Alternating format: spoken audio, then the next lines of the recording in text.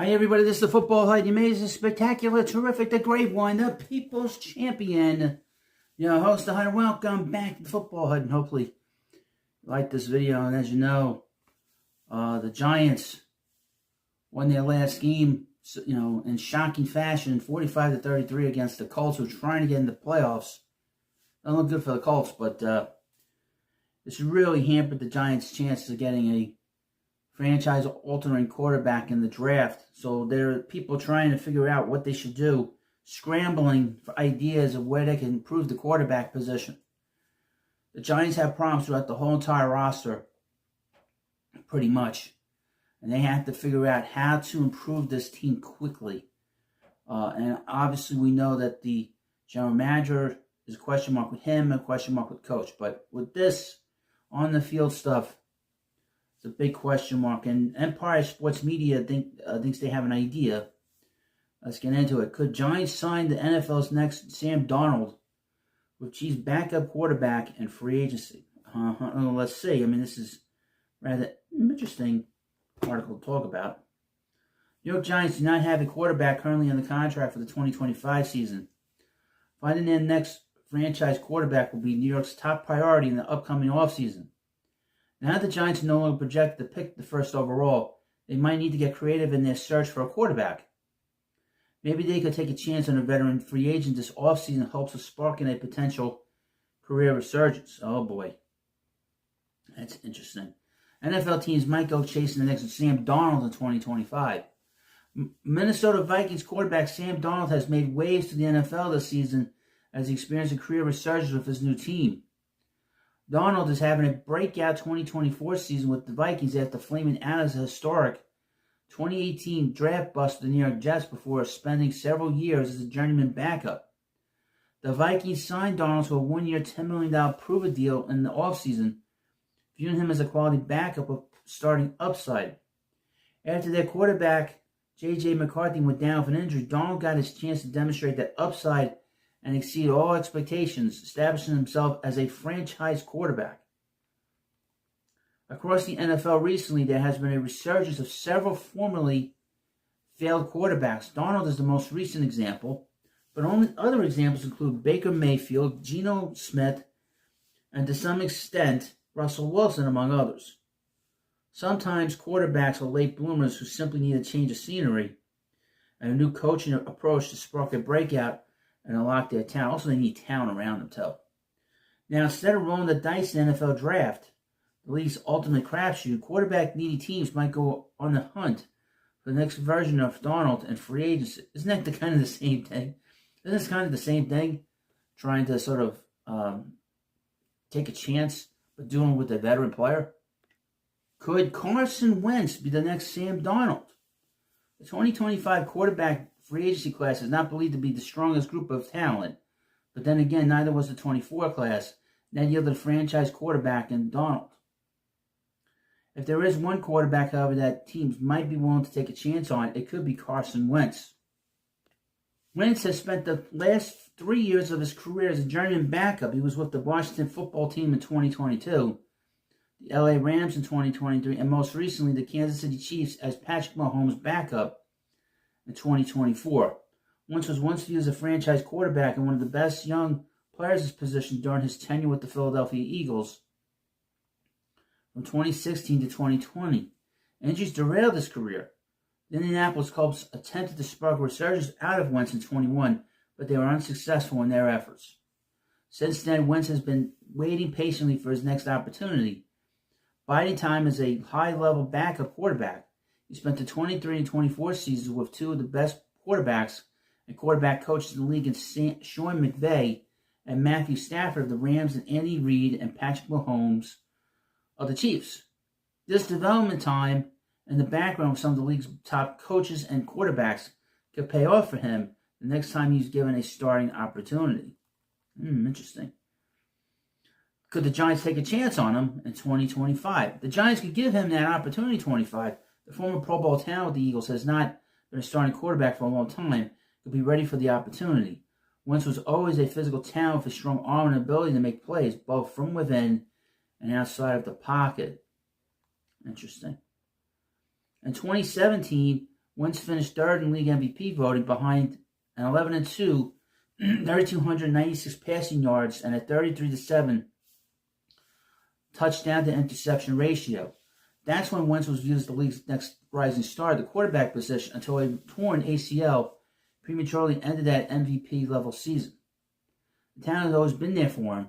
Now he just needs a new team to believe that those abilities are still present and give him a chance to prove it. The Giants could attempt to do exactly that by signing him to a cheap deal in the 2025 free agency period. Signing Wentz wouldn't prevent the Giants from continuing to add talent at quarterback either. Similarly to do what the Vikings did with Darnold, the Giants could sign Wentz to a one-year deal, treating him as their bridge quarterback while still drafting a rookie to develop behind him. I mean, that's not the worst idea in the world. It really isn't. It's actually smart. You don't want to do what the Jets did, and that's bringing an old quarterback way past his prime and can't stay on the field, like they did with Aaron Rodgers. But the Giants have a lot of problems here. So being creative at the quarterback position to bring in a veteran player like this, quite frankly, it's not the worst idea in the world. It's really not. It's actually quite smart. And they should really look into doing that for this year, going into the offseason, no matter who's in charge. But that's the whole funny thing about it. Who's going to be in charge of this situation? The Giants right now are in this bad cycle. And they've been in this bad cycle for the last 12 years. Last 13 years now. Of spinning their wheels and really not going where they need to be. Not being the great franchises they are. And until ownership figures it out, it's not going to matter who's making the picks, who's coaching the players. It comes from the very top.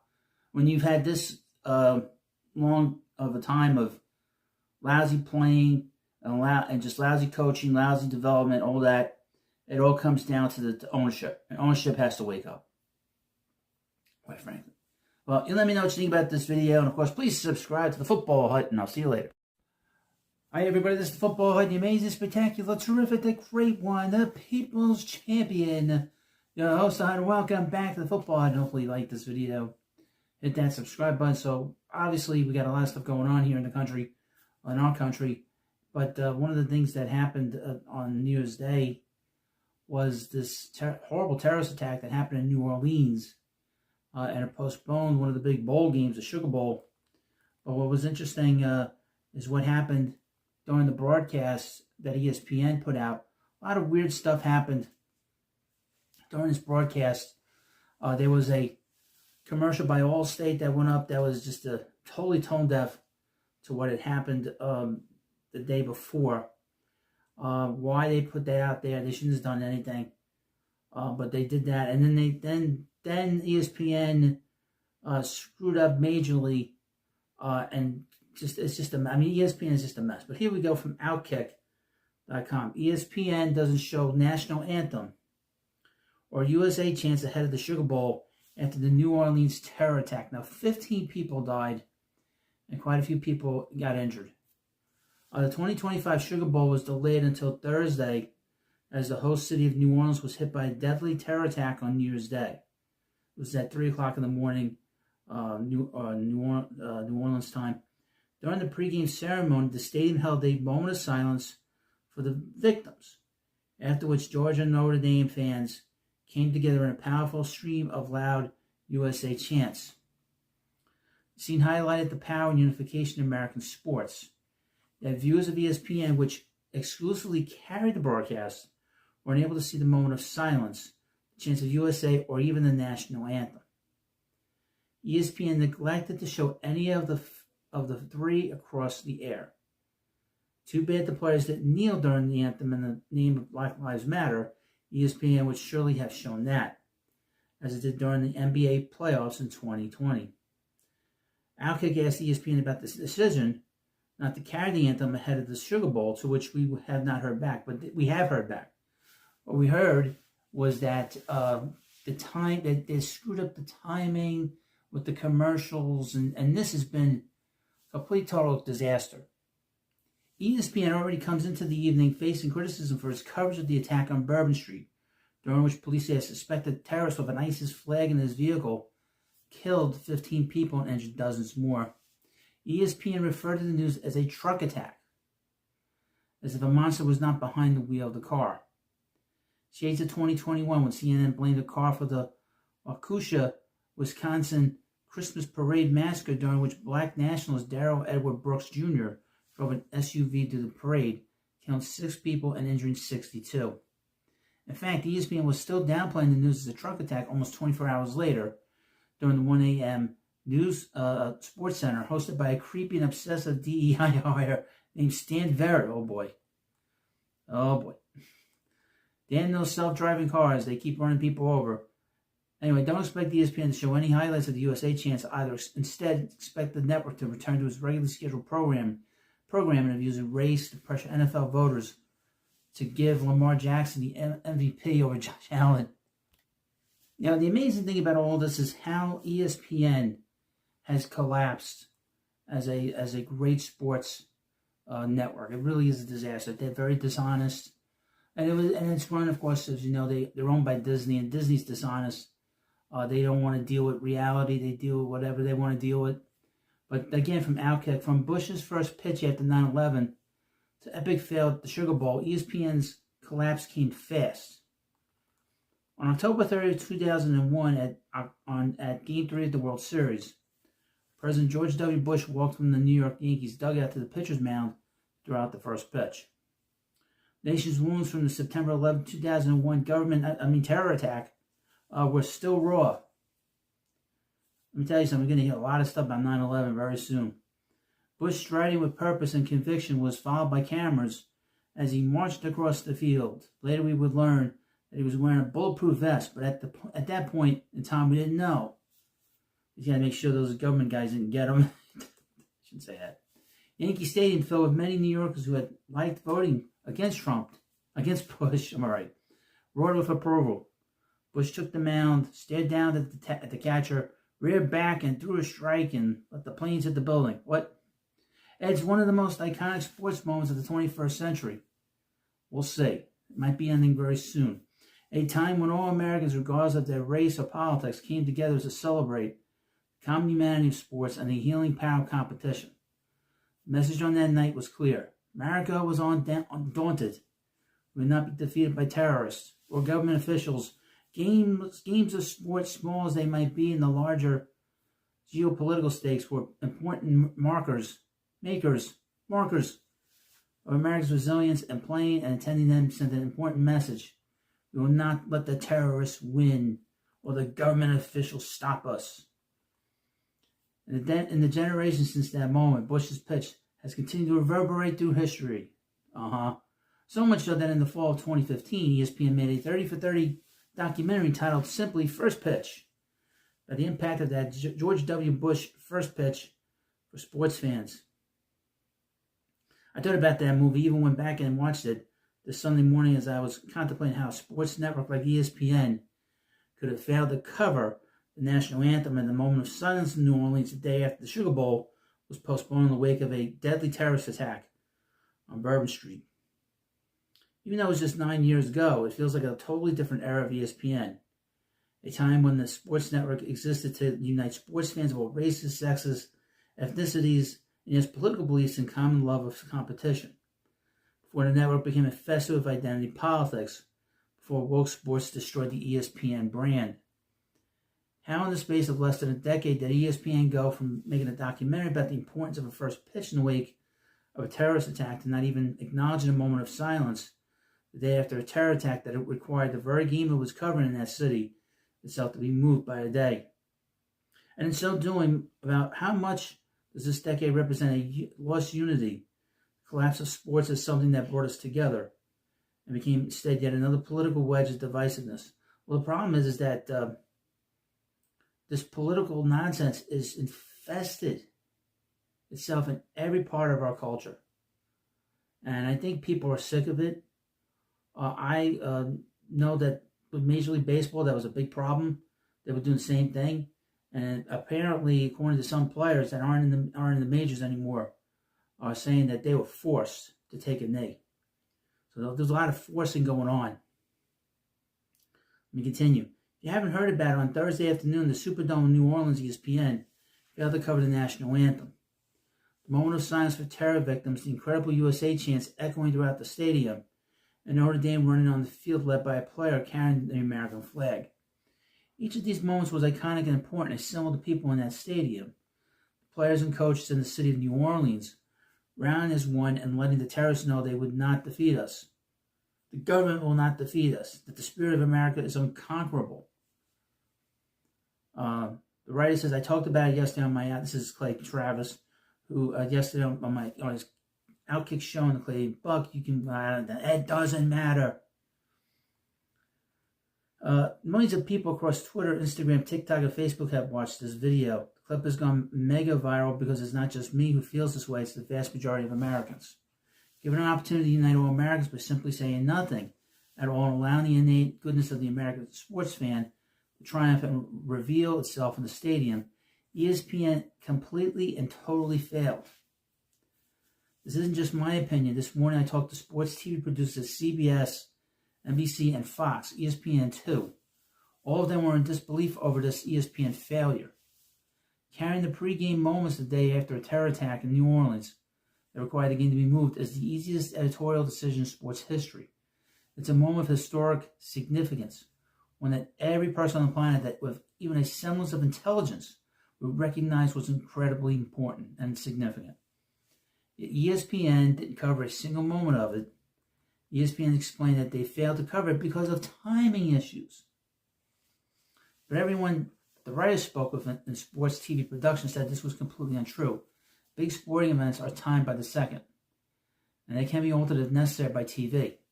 ESPN made a calculated decision not to carry the anthem, the moment of silence, and the resulting USA chants, as well as Notre Dame's team running on the field with a flag.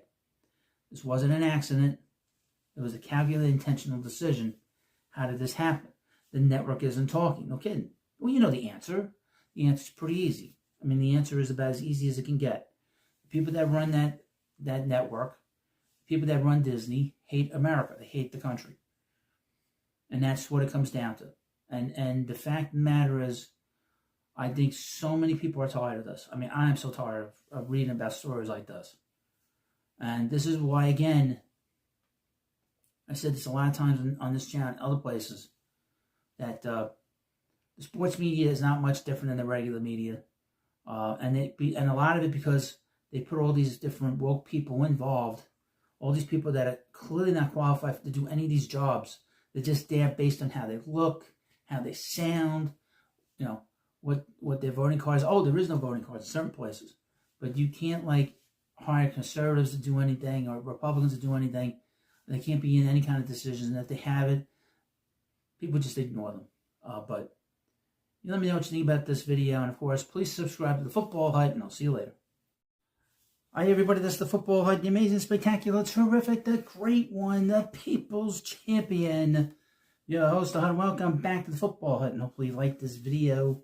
Hit that subscribe button. So, as we know, Giants owner John Mara decided to keep Joe Shane and Brian Dable.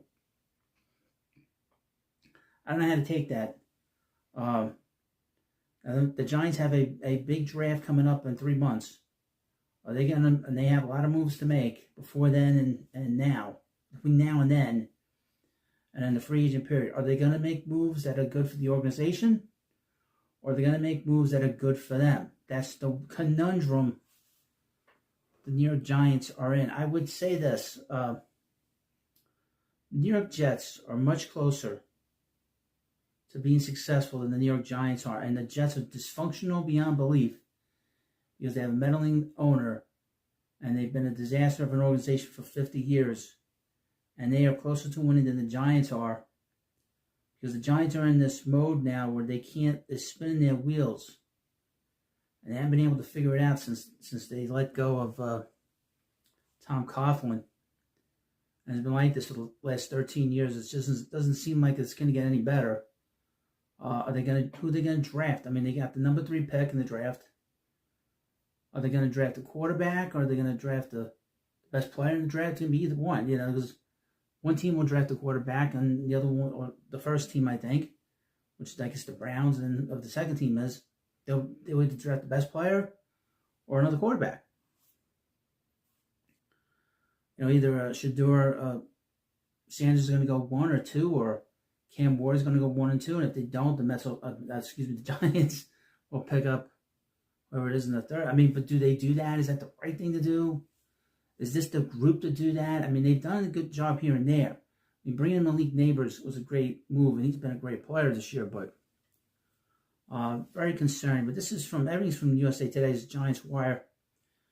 Giants John Mara ready to take the heat of Shane and Dable regime fails. Well, where's the accountability if you don't fire people? New York Giants co-owner John Mara released a statement early on Monday morning revealing his decision to retain GM Joe Shane and head coach Brian Dable. With reporters already in the building to meet with players, Mara then opted to conduct an impromptu press conference in the field house. What follows a series of contradictory statements that provided little clarity on his decision to retain Shane and Dable. Quote, I certainly can't justify it based on the record, but based on my observations. It's my instinct and my strong belief that we're going to go in the right direction. You've got to take a calm, rational look at things. We did that, Mara said. The leash will be short, however. Mara made no commitments to either beyond 2025 and admit that his patience has worn thin. Now, I would mention, the Jets made a mistake last offseason when they didn't fire the coach, Robert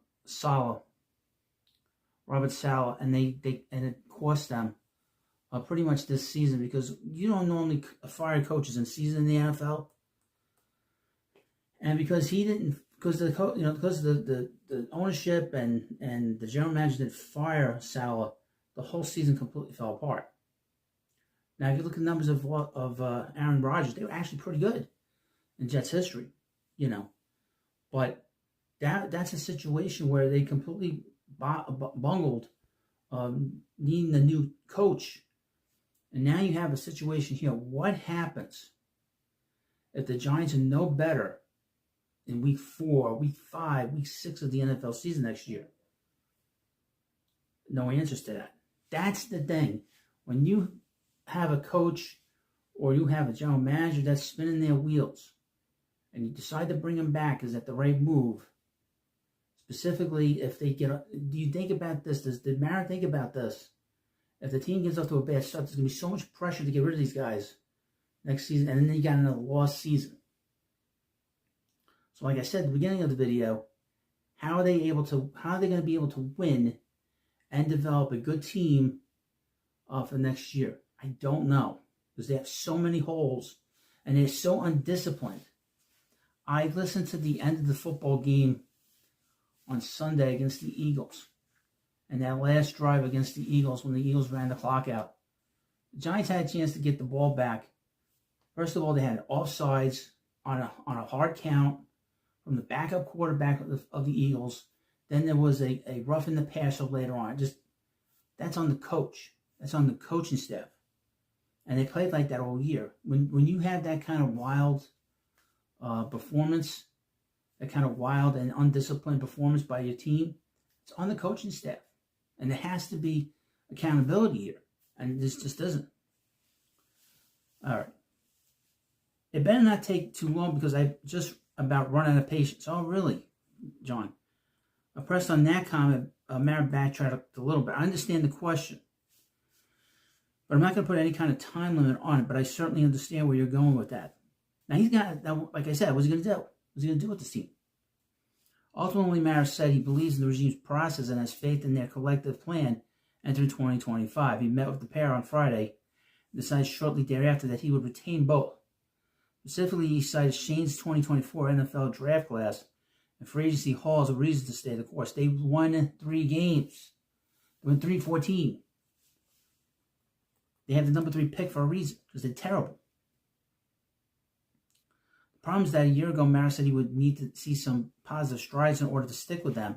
Some of the personnel moves may have looked good on paper, but they yielded no better results on the field. Reminded of that, Mara made another contradictory comment.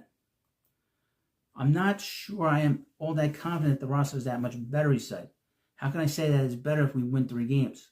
We need to win more games for us to be able to prove that point. But there's just a better feeling in the building now that we got the right pieces in place. We have a lot of holes to fill, and that's what this offseason is going to be about. Now, again, the most confused person in this situation is not the coach.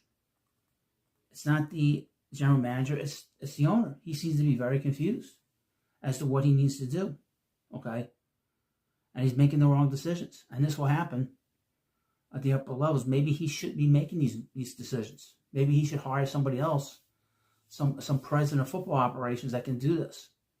Because I don't know if he can do this. Who is the president of football operations with the Giants? Couldn't tell you. But they could probably use somebody that's a. And here's the thing about Shane and Dable, they have no experience. Okay, they've never gone through this as a group. As a group, they've not gone through this as Shane was never a general manager in the NFL, and Dable was never a coach in the NFL, a head coach. That's why in these situations, you want to find people that have been in big markets, that have had success. And I know we talk about the Giants a lot. The Jets have to find people to put in place that have experience doing the jobs. The Jets have had a bad habit of late hiring guys with no experience. Robert Saleh had no experience as a head coach. Joe Douglas had no experience as a general manager. There comes a point you got to get a guy got to get people in here that are going to have experience, because you can't be doing all this craziness, hiring people with no experience and not knowing what's going to happen, especially if things go wrong, and they're going to go wrong. I know that the Jets hired this goofball Adam Gase, who had experience, but he had bad experience. Now, these guys had good experience being with the Patriots, but after Tom Brady left, everything's collapsed. You've seen the collapse of the Patriots because they don't have him. But that's a separate thing. It's not a problem. But as Giants fans, this is crazy. And I don't know where they go from here. Why do you commit to this? I don't understand this. I'm going to be honest with you. I don't understand why Mara decided to go in this way. It's like, I understood that he couldn't fire one and keep the other. He should have just gotten rid of both of them. But then again, you would have said, well, this is where he was before that, the regime before that. But then you give him another year. And like I said, if it doesn't work out, there's going to be so much pressure on this group by week 4 of next season and week 5. And are they trying to win, or are they trying to develop a winning program? Are they trying to develop a quarterback? Are they trying to develop a season where they're going to win next year? I don't know where this team's going. I don't know where this group is going. Well, you let me know what you think about this video. And of course, please subscribe to the Football Hut, and I'll see you later. Hi, everybody. This is the Football Hut, the amazing, spectacular, terrific, the great one, the people's champion, your host, and welcome back to Football Hut. I hope you like this video. And hit that subscribe button. So the Giants finished at 3-14 for the season. It was a complete, total disaster.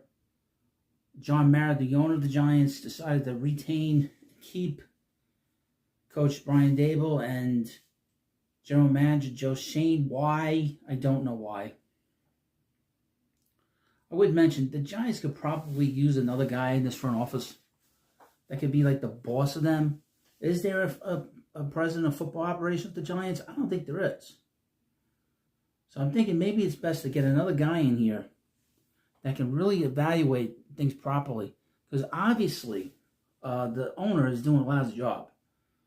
And he's done a lousy job for quite a few years. For 13 years, the Giants have been spinning their wheels, not getting the postseason, being a terrible franchise, and being, quite frankly, an embarrassment. And the last game of the season was kind of indicative of that. On the last drive of the game, the Giants had a chance to tie the game up.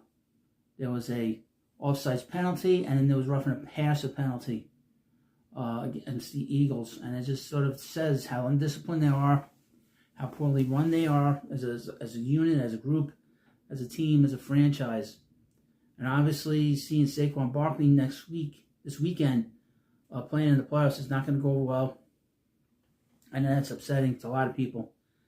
But Joe Schoen has vowed to not screw up things going forward. We'll see. This is from Giants Wire. Joe Schoen vows not to cripple Giants in an act of self-preservation. When the chips were down in 2016 and his job was on the line, then New York Giants general manager Jerry Reese went into self-preservation mode. In a Hail Mary effort, he spent $106.3 million in guaranteed money, more than any other team in the NFL by nearly $32 million. It worked, but briefly. The Giants returned to the playoffs that season, but were one and done. Then in 2017, they got off to a 2-10 start, and both Reese and then head coach Ben McAdoo were fired. Out of here. Facing the same dilemma in 2021. Then general manager Dave Gettleman repeated history. He spent $157 million during free agency, the fifth most by any team, but didn't get the same results Reese had. The Giants finished that season 4-13, and Gettleman was allowed to retire, while then head coach Joe Judge was handed his walking papers. On Monday, Giants co-owner John Mara revealed that current general manager Joe Schoen and current head coach Brian Daboll would be retained, but cautioned that his patience had run out. Mara wouldn't offer a public mandate, but the message was clear: win now or go home. It's a recipe that's failed the Giants twice. Desperation has resulted in two regimes crippling future regimes in the act of self-preservation. But facing those same issues, Schoen vows not to follow in the footsteps of his predecessors. I have a question. Did John Mara ask himself this question? What if we get off to a bad start? What if we have major injuries? What are we going to do if Schoen doesn't draft the right players, and they get off to a bad start and they're in disaster mode after week 4 or 5? What if they're 0-5 to start the season next year? That's a possibility. The Giants have a very difficult schedule for next year. I mean, it's a very simple question. That's kind of the question I mentioned in the previous video about the New York Jets. The New York Jets brought back Robert Saleh, but they didn't need to. They should have brought in a new coach, and they fired him during the season. And then you're stuck. And then you can't get out of, you're spinning your wheels during the season. Anyway, this is what Schoen had to say. I've got a tremendous amount of respect for the Mara family and the Tisch family. I would never do that. I understand we're going to build this thing the right way. I'm not going to do a Hail Mary for self-preservation or anything like that. But if he had so much respect, he would have done a bad job the last 3 years, right? The first year was good, when he went to the playoffs, but things have sort of collapsed since then. We have a plan in place that we believe in, and we're going to stick with that. What is that plan? Again, I've got a tremendous amount of respect for ownership and what they believe in. We have really good communication with them to understand where we are and where we're trying to go. There will be no Hail Marys. The second time he said Hail Mary. He said Hail Mary twice. Isn't that interesting? He knows in the back of his mind he can't look like he's going to be desperate and spend tons of money and just look like a disaster. It's easy to say those words, but it's much more difficult to follow through when the clock is ticking. However, Schoen also says that that's of no concern to him. Quote, no. He said when asked if he was worried there was not enough time to fulfill his plan. As for Mara's seeming mandate, Schoen said he and Daboll are under no pressure to return the Giants to the playoffs in 2025. No pressure. I mean, you got to get to the postseason. That's what football's all about. It's get to postseason. Get to the playoffs. We've got to continue to build it the right way. We have a really good roster and you get close, and I think John said it to the guys earlier about progress. We're at 3 wins, Schoen said. We didn't make progress in the direction we wanted to do this year, and it's not good enough. It starts with me to understand that. So if they win 4 games, is that considered progress? If they win 5 games, is that considered progress?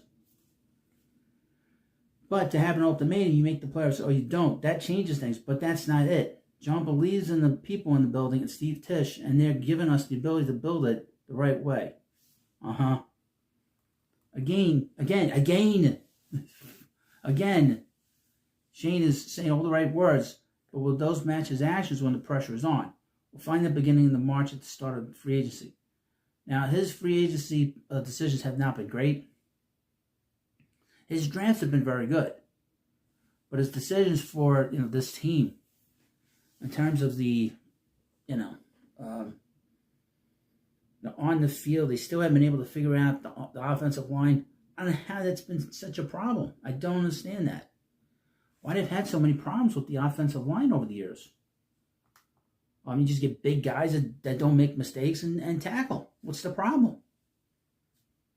It's been a problem since really for a long time. This is just crazy. It's been like this for all these years, It just doesn't make any sense to your host. And again, did the owner ask himself the question, if the team is going to be bad next year, was it worth keeping these guys and pushing the program down another year?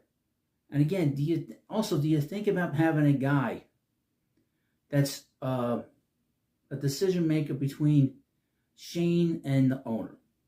That's a president of football operations. Get another guy in here that is sort of detached and is the go between the ownership and the general manager. I mean, that's what they should think about doing. Because clearly to me, as your host, it makes zero sense to have the same kind of system.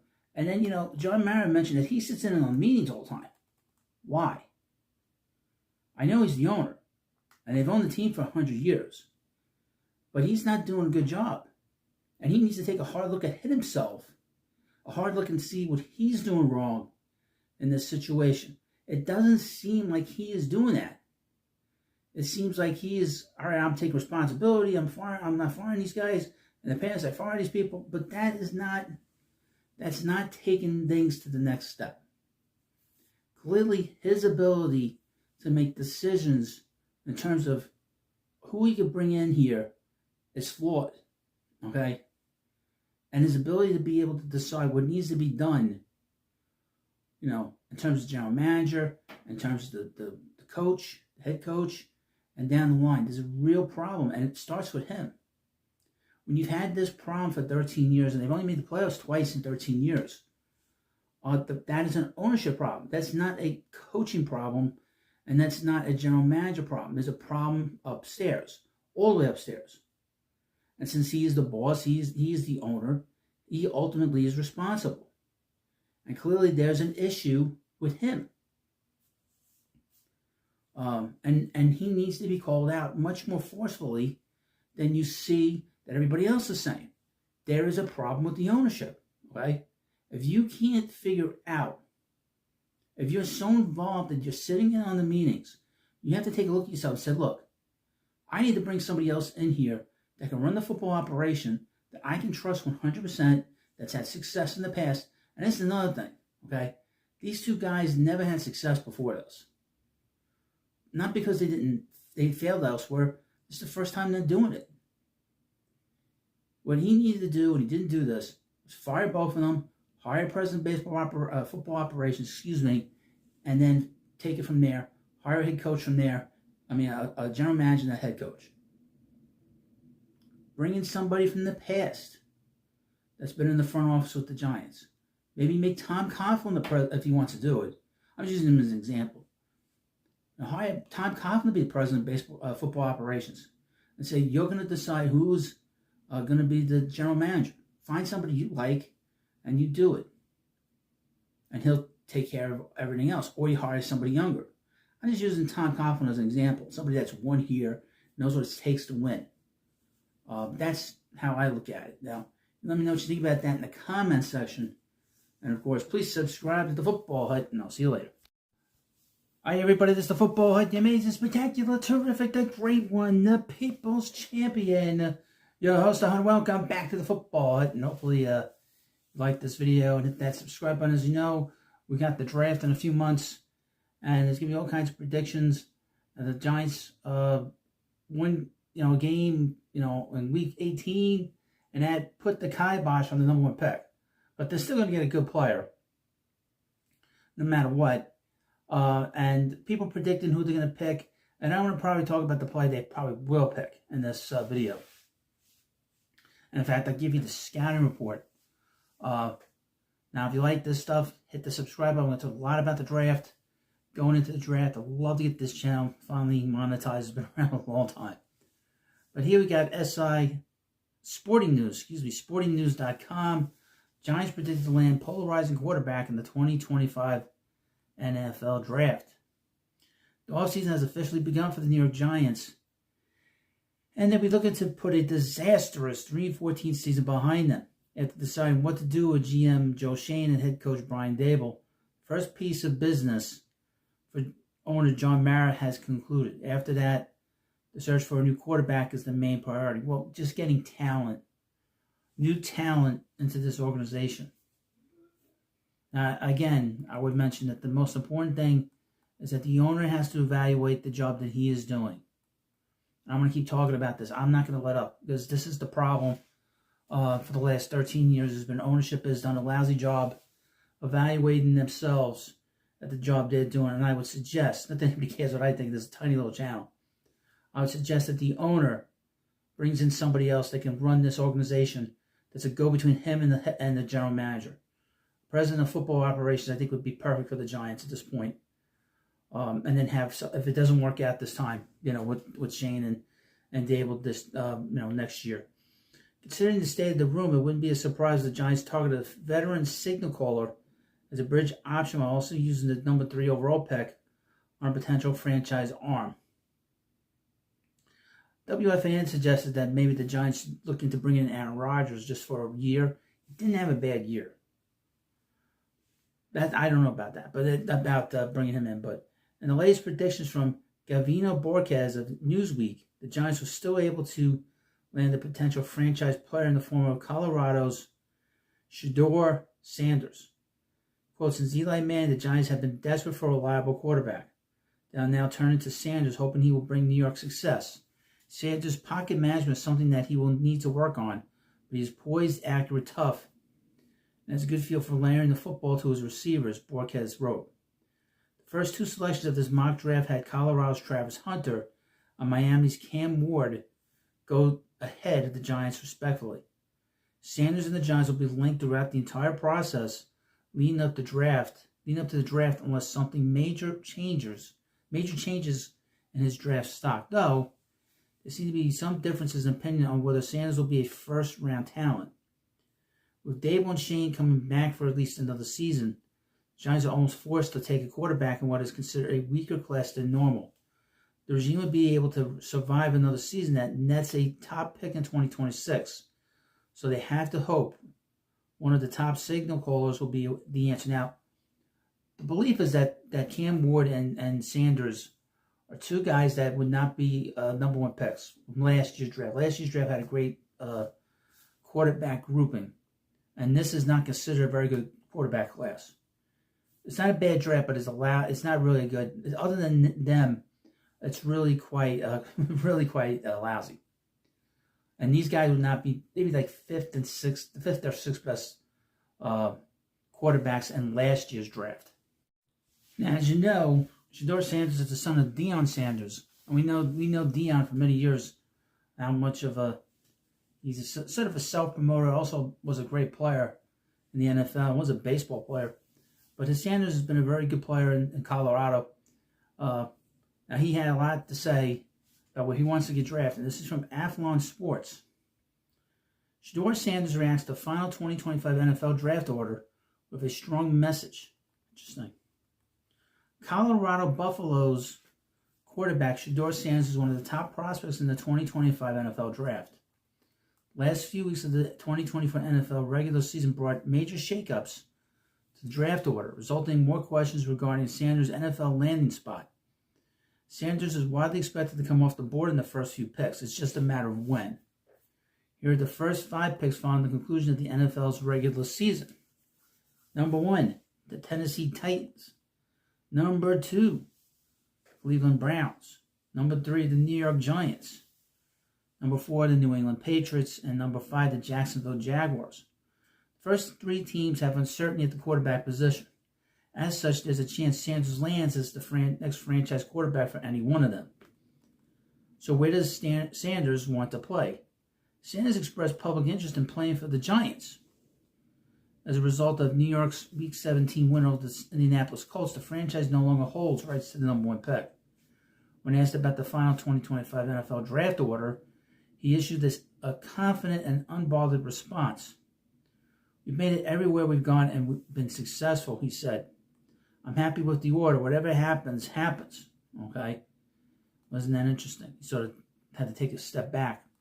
Sanders is right. He's been successful at every stop of his football career so far. Sanders began his college football career as a 4-star quarterback recruit for the Jackson State Tigers, playing under his Pro Football Hall of Fame father, Deion Sanders.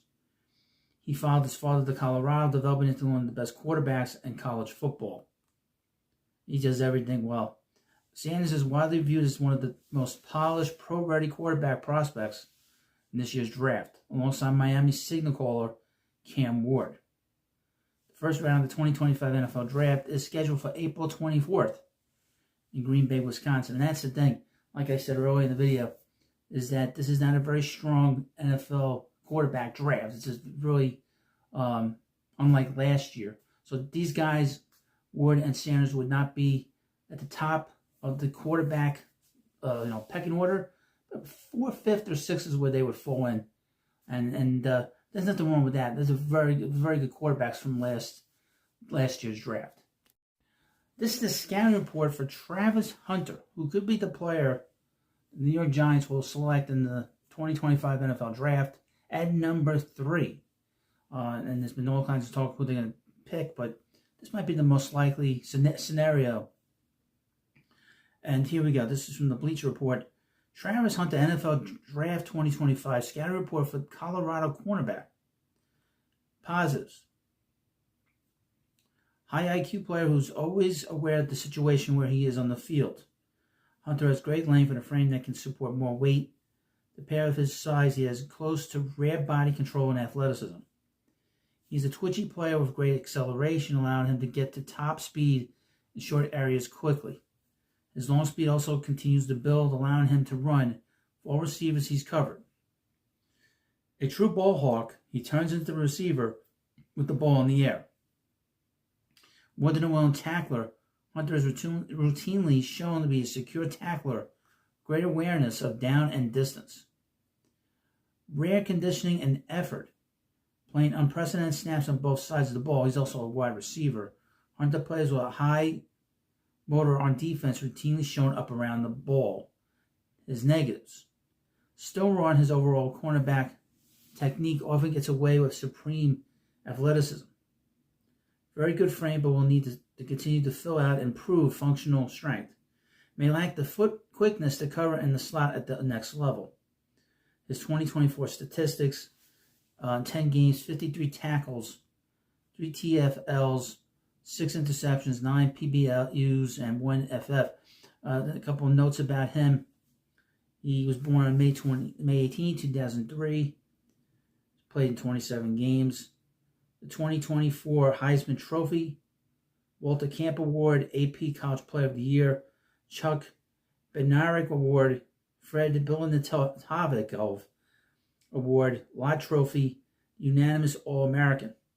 The 2023 Paul Horing Award, the Consensus All-American, Second Team All-Pac-12, 2022 SWAC Freshman of the Year, and Second Team All-SWAC. His overall outlook is Travis Hunter is an exceptionally versatile and athletic cornerback prospect from Colorado, widely regarded as one of the top overall talents in the 2025 NFL Draft. At 6'1" and 185 pounds, he combines impressive length with rare body control and athleticism, making him a standout performer on both sides of the ball. His high football IQ and ability to quickly adapt and excel in multiple roles have made him a consensus All-American, one of the most intriguing prospects entering the draft.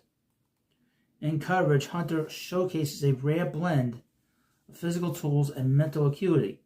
His excellent vision and awareness allow him to maintain leverage while in coverage, consistently position himself to make plays on the ball.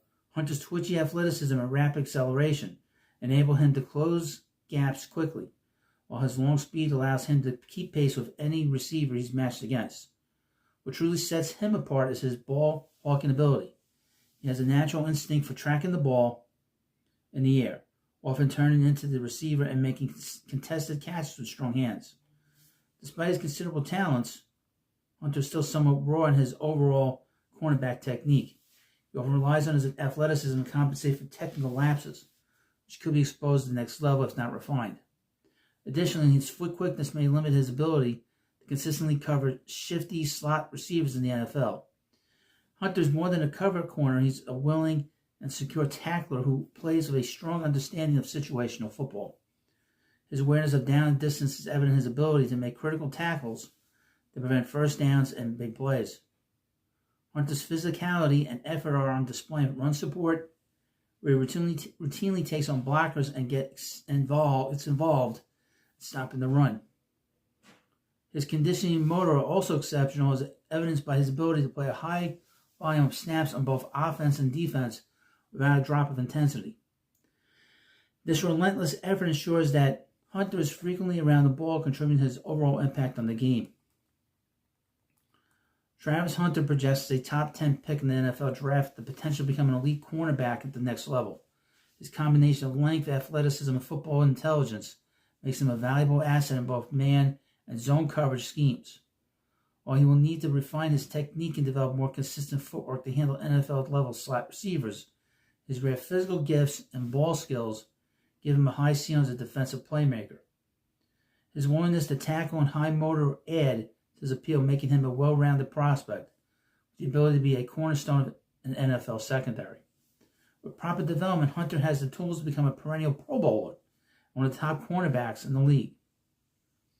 Now we'll see where he gets drafted, but the belief is that the New York Giants are probably going to pick him, but we'll keep an eye on that. But we'll see. Now let me know what you think about this video, and of course, please subscribe to Football Hut, and I'll see you later.